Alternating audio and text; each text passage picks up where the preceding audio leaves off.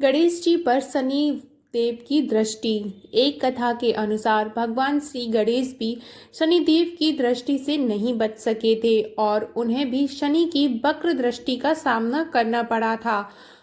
ब्रह्म वैवर्त पुराण के अनुसार माता पार्वती ने पुत्र प्राप्ति के लिए पुण्यक नामक व्रत किया था, जिसके फलस्वरूप भगवान विष्णु ने उन्हें गर्भ से बालक रूप में जन्म लिया। जन्म के पश्चात सभी देवी और देवता शिव पार्वती को बधाई देने और बालक गणेश को आशीर्वाद देने के लिए बारी बारी से उपस्थित हुए, परंतु शनिदेव ने बालक गणेश को न तो देखा और न ही उनके पास गए। माता पार्वती को यह बात अपने पुत्र का अपमान लगी और वो रुष्ट हो गई। दरअसल पार्वती जी को शनिदेव की पत्नी द्वारा दिए गए श्राप के बारे में पता नहीं था कि उनकी दृष्टि पड़ते ही हानि हो सकती है। उन्हें लगा कि शनि उनके पुत्र का अपमान कर रहे हैं। उन्होंने कहा, सूर्यपुत्र, अपनी गर्दन क्यों झुका रखी है? मेरी व मेरे पुत्र की ओर देखो। तुम मेरे पुत्र को देख क्यों नहीं रहे हो?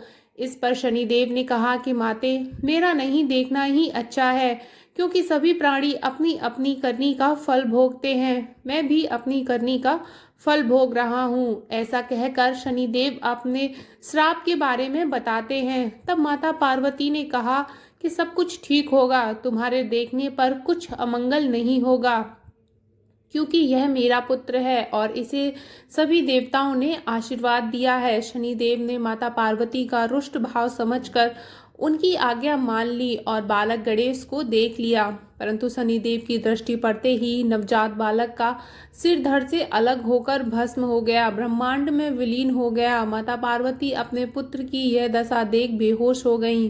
तब माता पार्वती को इस आघात से बाहर निकालने और उनके क्रोध से बचने के लिए तत्काल ही भगवान विष्णु अपने वाहन गरुड़ पर सवार होकर उत्तर दिशा में स्थित पुष्पभद्र नदी के तट पर गए। वहां उन्होंने एक हथनी को देखा जो अपने बालक की ओर पीठ किए बैठी थी। इस संबंध में यह भी कहा जाता है कि वहां उन्होंने देखा कि एक हथनी अपने नवजात शिशु को लेकर उत्तर दिशा में सिर करके सो रही थी। विष्णु भगवान ने शीघ्र ही सुदर्शन चक्र से नवजात गज का शिशु का मस्तक काट लिया और वे उसे लेकर शिवलोक पहुंचे तथा माता पार्वती के बालक के धड़ पर लगाकर उसके प्राण वापस किए।